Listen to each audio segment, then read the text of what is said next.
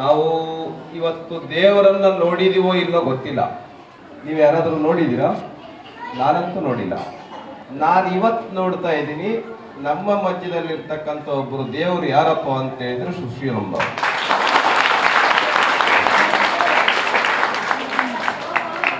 ದೇವರು ಅಂತ ಸಾಮಾನ್ಯವಾಗಿ ಯಾರನ್ನ ಕರಿತೀವಿ ಅಂತ ಅಂದ್ರೆ, ಯಾರು ಇತರರಿಗೆ ಒಳ್ಳೆಯದನ್ನ ಮಾಡ್ತಾರೋ ಅವರಿಗೆ ಒಳ್ಳೆಯವರು, ತುಂಬಾ ಒಳ್ಳೆಯವರು, ಅದಕ್ಕಿಂತ ತುಂಬಾ ಒಳ್ಳೆಯವರು, ಅವರಷ್ಟು ಒಳ್ಳೆಯವರು ಯಾರೂ ಇಲ್ಲ. ಹೀಗೆಲ್ಲ ಹೇಳ್ತಾ ಹೇಳ್ತಾ ಬೇರೆಯವರಿಗೆ ಕೆಟ್ಟದ್ದನ್ನೇ ಬಯಸ್ತೇನೆ. ಯಾವ ಮಕ್ಕಳನ್ನ ತಮ್ಮ ಮನೆಯಲ್ಲಿ ನೋಡ್ಕೊಳ್ಳಕ್ಕಾಗಲ್ಲ, ಯಾರ ಮನೆಯಲ್ಲಿ ಜನಿಸಿದ ಮಗುವನ್ನ ತಮ್ಮ ಕೈಯಲ್ಲಿ ನೋಡ್ಕೊಳ್ಳಕ್ಕಾಗಲ್ಲ, ಆ ಥರದವ್ರು ಎಲ್ಲರಿಗೂ ಕೂಡ ಅಮ್ಮ ಯಾರಪ್ಪ ಅಂತ ಹೇಳಿದ್ರೆ ನಮ್ಮ ಸುಶೀಲಮ್ಮ. ಆದ್ದರಿಂದ ಅವರನ್ನ ಗುರುತಿಸ್ತಕ್ಕಂಥ ಕೆಲಸವನ್ನ ಇವತ್ತು ಕೇಂದ್ರ ಮಾಡಿದೆ. ನಾನು ಕೇಂದ್ರ ಸರ್ಕಾರ ಬಹಳ ದೊಡ್ಡ ಕೆಲಸವನ್ನ ಮಾಡಿದೆ ಅಂತ ನಾನು ಹೇಳಲ್ಲ, ಆದ್ರೆ ಒಳ್ಳೆಯದನ್ನ ಮಾಡ್ತಕ್ಕಂಥವ್ರಿಗೆ ಯಾರಾದ್ರೂ ಕೂಡ ನೀವು ಬಹಳ ಒಳ್ಳೆ ಕೆಲಸ ಮಾಡಿದ್ದೀರಾ ಅಂತ ಹೇಳಿದ್ರೆ ಅವ್ರಿಗೊಂದು ಶಕ್ತಿ ಸಿಗತ್ತೆ. ಆದ್ದರಿಂದ ನಾವು ಸುಶೀಲಮ್ಮ ಅವರ ಕೆಲಸ ಅತ್ಯಂತ ಸುಮಂಗಲಕರವಾಗಿರ್ತಕ್ಕಂಥ, ಮಂಗಳಕರವಾಗಿರ್ತಕ್ಕಂಥ, ದೇವರಿಗೆ ಅರ್ಪಿತವಾಗ್ತಕ್ಕಂಥ ಕೆಲಸವನ್ನ ಬಹಳ ಸಮರ್ಪಣಾ ಮನೋಭಾವನೆಯಿಂದ, ತ್ಯಾಗ ಮನೋಭಾವನೆಯಿಂದ ಅವರು ಮಾಡಿದರೆ ಅವರಿಗೆ ಒಂದು ಪುಷ್ಪದ ರೀತಿಯಲ್ಲಿ, ಪದ್ಮದ ರೀತಿಯಲ್ಲಿ ಪದ್ಮಶ್ರೀ ಪ್ರಶಸ್ತಿಯನ್ನ ಇವತ್ತು ನಮ್ಮ ನರೇಂದ್ರ ಮೋದಿಜಿ ಅವರ ಸರ್ಕಾರ ಕೊಟ್ಟಿದೆ.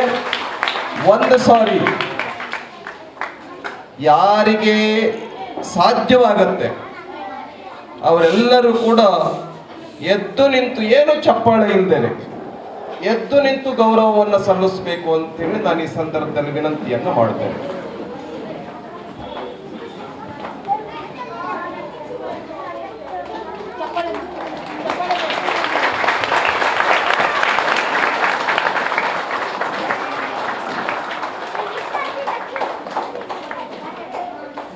ಕೂತ್ಕೋಬಹುದು,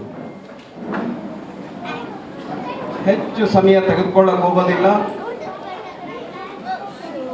ಈ ತರದವರಿಗೆ ನಾವೆಲ್ಲರೂ ಕೂಡ ಬೆನ್ನೆಲುಬಾಗಿ ನಿಲ್ಲಬೇಕು. ಆ ರೀತಿ ಇಷ್ಟೊಂದು ದೊಡ್ಡ ಜಾಗದಲ್ಲಿ ಮಕ್ಕಳಿಗೆ ಒಂದು ಒಳ್ಳೆಯ ದಿಕ್ಕನ್ನ ಕೊಡ್ತಕ್ಕಂಥ, ಒಳ್ಳೆಯವರಿಗೆ ಒಳ್ಳೆ ಶಿಕ್ಷಣವನ್ನ ಕೊಡ್ತಕ್ಕಂಥ ಒಂದು ಸಾಹಸದ ಕೆಲಸವನ್ನ ನೂರಾರು ಜನ ಮಕ್ಕಳಿಗೆ ಒಬ್ಬ ತಾಯಿಯಾಗಿ ಸುಮಂಗಲಿ ಆಶ್ರಮ ಇದಕ್ಕೆ 50 ತುಂಬಿದೆ.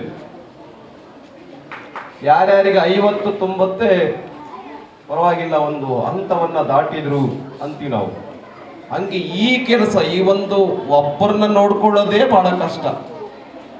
ಒಂದು ಮನೆಯಲ್ಲಿ ಯಾರಾದ್ರೂ ಇಬ್ರು ಗೆಸ್ಟ್ ಬಂದ್ಬಿಟ್ರೆ ಬಹಳ ಕಷ್ಟ, ಉಳ್ಕೊಂಡು ಬಿಟ್ರಂತೂ ಇನ್ನೂ ಕಷ್ಟ. ಬೆಂಗಳೂರಿನಲ್ಲಿ ಬಂದು ಹಾಗೆ ಟೀ ಕುಡಿದು ಉಪಹಾರ ಮಾಡಿ ಹೋದ್ರೆ ಓಕೆ, ತೊಂದರೆ ಇಲ್ಲ. ಇವತ್ತು ಇಲ್ಲಿ ಇರ್ತೀನಿ ಅಂದ್ರೆ ಬಹಳ ಕಷ್ಟ. ಬೆಂಗಳೂರಿನಲ್ಲಿ ಇರ್ತಕ್ಕಂಥವ್ರು ನಮ್ಮೆಲ್ಲರಿಗೂ ಕೂಡ 4 ಜನ ಬಂದ್ಬಿಟ್ರೆ ಅಬ್ಬಾ ಏನ್ ಮಾಡೋದಪ್ಪ ಅಂತೀವಿ. ಆದ್ರೆ ನೂರಾರು ಜನ ಮಕ್ಕಳಿಗೆ ಆಶ್ರಯ ಕೊಟ್ಟಿರ್ತಕ್ಕಂಥ, ಇಲ್ಲೇ ಬೆಳೆಸಿರ್ತಕ್ಕಂಥ, ತನ್ನ ಕಾಲ ಮೇಲೆ ನಿಂತ್ಕೊಳ್ಳೋ ರೀತಿಯಲ್ಲಿ ಶಕ್ತಿ ಬರೋವರೆಗೂ ಕೂಡ ಆಶ್ರಯವನ್ನ ಕೊಟ್ಟಿರ್ತಕ್ಕಂಥ ಮಹಾತಾಯಿ ಯಾರಪ್ಪ ಅಂತ ಹೇಳಿದ್ರೆ ನಮ್ಮ ಸುಶೀಲಮ್ಮ. ಆದ್ದರಿಂದ ಅವರಿಗೆ ನಾವೆಲ್ಲರೂ ಕೂಡ ಶುಭಾಶಯಗಳನ್ನು ಹೇಳ್ತಾ ಗಣರಾಜ್ಯೋತ್ಸವದ ಈ ಒಂದು ಸುಸಂದರ್ಭದಲ್ಲಿ ನೀವು ಎಲ್ಲರೂ ಕೂಡ ಅತ್ಯಂತ ಸಂತೋಷದಿಂದ ಹೆಮ್ಮೆಯಿಂದ ಒಳ್ಳೆಯ ಮನಸ್ಸಿನಿಂದ ಎಲ್ಲರಿಗೂ ಕೂಡ ಒಳ್ಳೆಯದಾಗಲಿ ಅಂತ ಹೇಳ್ತಾ ನಮ್ಮ ಸುಶೀಲಮ್ಮ ಅವರಿಗೆ ನಾವೆಲ್ಲರೂ ಕೂಡ ಒಂದು ಬೆನ್ನೆಲುಬಾಗಿ ನಿಲ್ಲೋಣ ಅಂತ ಹೇಳ್ತಾ ನನ್ನ ಎರಡು ಮಾತನ್ನು ಮುಗಿಸ್ತೀನಿ. ತಮ್ಮೆಲ್ಲರೂ ಕೂಡ ಧನ್ಯವಾದ.